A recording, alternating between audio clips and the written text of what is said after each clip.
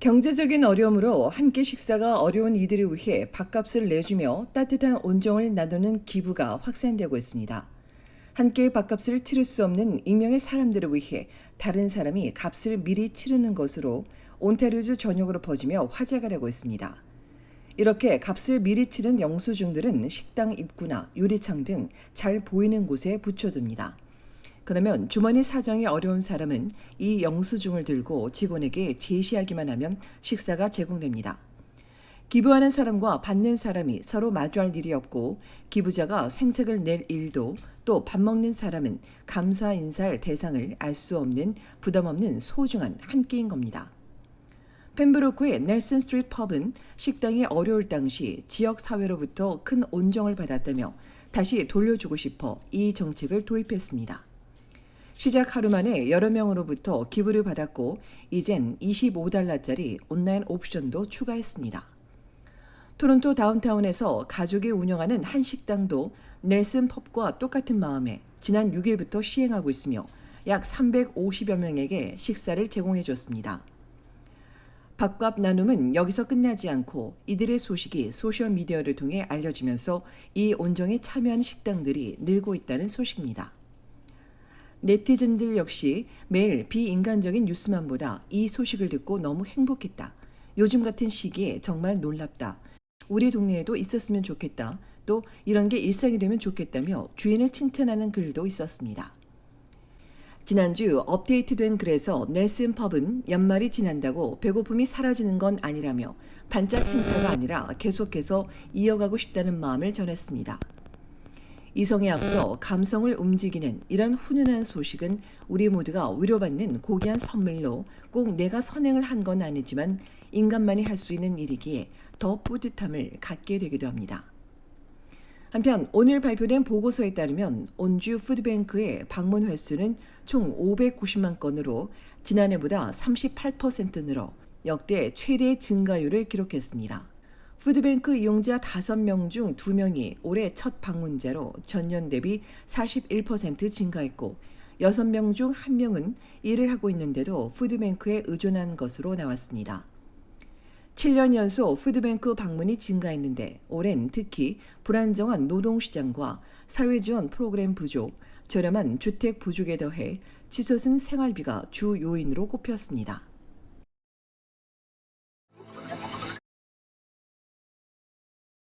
코로나 엔데믹 이후 여행이 급증하고 있지만 수만여 명의 영주권자들은 오도 가도 못하는 것으로 알려졌습니다. 영주권 카드 발급이 심하게 지연되고 있는 탓입니다. 자칫 영주권 카드 없이 국경을 넘었다가 캐나다 입국에 문제가 생길 수 있기 때문에 이들은 마냥 기다릴 수밖에 없는 실정입니다.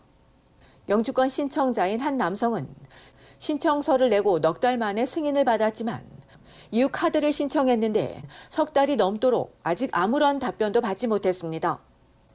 연방이민성에 따르면 현재 7만여 명이 자신의 첫 영주권 카드를 기다리고 있습니다. 이전까지 PR카드는 30일이면 발급이 됐지만 60여일로 길어지더니 이제는 더 오래 기다려야 합니다. 영주권 카드 갱신 대기도 적체되고 있습니다. 현재 3만여 명이 밀린 상태로 정부는 6개월에서 9개월 이전에 갱신하도록 요청하고 있습니다.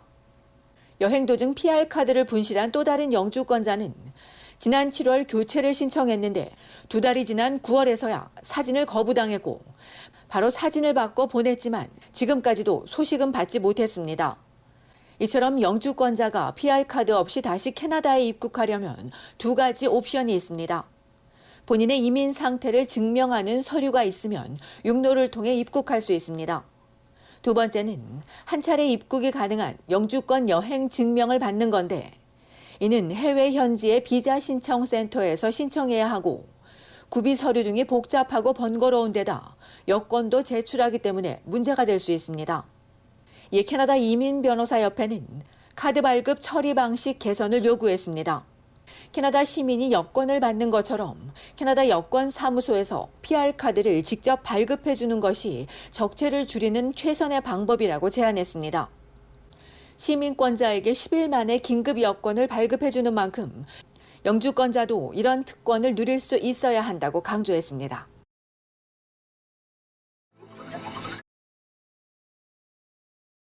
온라인 쇼핑이나 배달이 증가하는 지금부터 연말까지 소포 절도범들이 본격적으로 활동을 시작합니다. 페덱스 조사에 따르면 지난 2년 동안 현관 앞 소포 도난이 증가했으며 올해는 28%로 지난해 24%보다 4%포인트 더 늘었습니다. 이 때문에 10명 중 7명은 소포 도난을 크게 우려하고 있습니다. 특히 온타리오주가 이른바 현관 해적이 가장 많은 것으로 알려졌는데 전문가들은 이 때문에 대비가 가장 중요하다고 강조했습니다. 전문가와 경찰은 배송 추적 앱을 이용해 배달 상황을 지켜본 뒤 배달 시간에 맞춰 집에 있는 게 가장 좋다고 조언합니다. 그러나 불가능하다면 물품을 두는 장소를 현관이 아닌 다른 곳으로 지정하고 또는 물품을 직접 받을 수 있는 대체 주소를 요청할 것을 당부했습니다. 캐나다 포스트는 소포를 창고나 연문 등 현관보다 안전한 장소를 선택할 수 있고 근처 우체국으로 배달하도록 권유하고 있습니다. 온라인 주문 시 업체의 배송 세부 정보를 읽어보고 자신에게 가장 적합한 안전한 옵션을 선택할 것을 제안했습니다. 전문가들은 개인 절도범의 소행일 수도 있지만 조직 범죄 집단도 확인되고 있다며 피해를 입지 않기 위해서는 도난 환경을 최소화하는 것이 최선의 방법이라고 강조했습니다.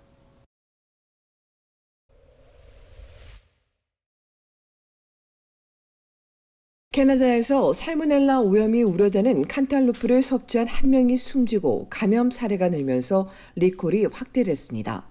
앞서 말리치타 브랜드의 과일을 리콜한 당국은 이어 10월 10일부터 이달 24일까지 판매된 루디 브랜드 멜론을 추가하고 또 파인애플과 수박 등 이 과일과 함께 포장된 모든 제품은 먹거나 판매하지 말아야 하며 구입한 멜론 브랜드를 확인할 수 없다면 폐기하는 것이 좋다고 강조했습니다.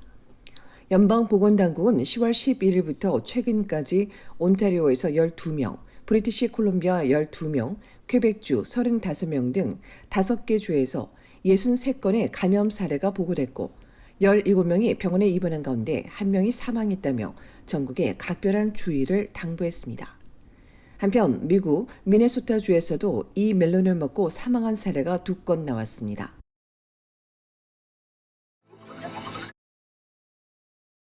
지난 주말 온타리오주 헌츠빌 인근에서 SUV 2대가 정면 충돌하면서 10대를 포함해 5명이 숨지는 사고가 발생했습니다.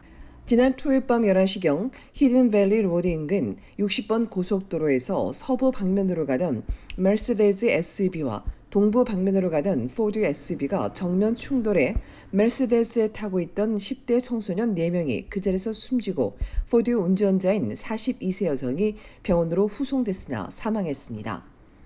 숨진 10대 4명은 노스역과 리치먼드 힐 출신의 15세에서 17세 사이 청소년으로 이들의 신원은 알려지지 않았으며 헌츠빌 온주경찰이 정확한 사고 경위를 조사하는 한편 목격자들의 적극적인 제보를 요청했습니다. 한편 토론토 경찰은 지난 7월부터 10월 사이 다운타운 토론토 대학 인근 여성용 화장실과 샤워실에서 10대 소녀와 여학생들을 몰래 촬영한 남성 용의자의 이미지를 추가로 공개하고 이 남성에 대해 알고 있는 사람들의 신고를 부탁했습니다. 미국의 사전 출판사 위리엄 웹스터가 선정한 2023년 올해의 단어는 진정성, 어텐틱입니다. 출판사는 진정한 요리, 진정한 목소리, 진정한 자아, 진정한 기교 등 진정성이라는 단어 검색이 1년 내내 가장 많았다며 특정 시점에 이 단어의 검색 급증을 부를 만큼 특별히 큰 사건은 없었지만 올 들어 많은 사람들이 진정성에 대해 질문하고 또 이 단어에 담긴 뜻에 대해 더 소중함을 느끼는 것으로 보인다고 설명했습니다. 진정성에 대한 미리엄 웹사이트의 정의는 거짓이나 모방이 아닌 진짜, 실제라는 의미 이외에 자신의 성격, 정신 또는 성격에 충실한 것, 사실에 부합하거나 사실에 근거한 것으로 받아들이거나 믿을 만한 가치가 있는 것, 원본과 동일하게 만들어지거나 완성된 것 등을 담고 있습니다. 지난해 미리엄 웹스터의 올해의 단어는 가스라이팅이었고 2021년엔 백신이었습니다.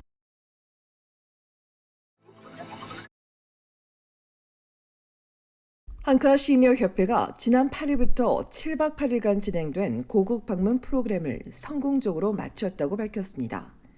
40명의 시니어들은 충청남도 부여군 국남지와 국립부여박물관, 전주 한옥마을 이외에 신안의 퍼플섬과 순천만 습지, 여수 이외에 거제 해금강과 외도 보테아니아를 방문했으며 설악산 권금성, 경주의 불국사와 월지 방문 등을 통해 한국의 자연 경관과 역사의 깊이를 다시금 느끼는 시간을 가졌습니다.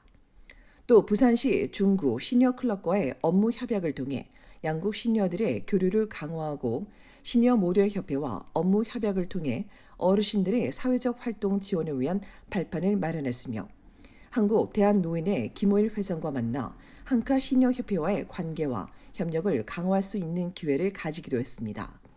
이우훈 회장은 이번 방문은 단순한 여행을 넘어서 문화와 역사, 자연을 아우르는 교육적이고 감동적인 경험이었다며 우리 회원들에게 고향의 정을 다시금 느끼게 해주고 한국의 아름다움을 재발견하는 소중한 기회가 됐다고 전했습니다. 5주 투어 여행사와 협력 기획한 프로그램을 위해 변현숙 대표가 직접 일정에 함께하며 여행을 도운 것으로 알려졌습니다.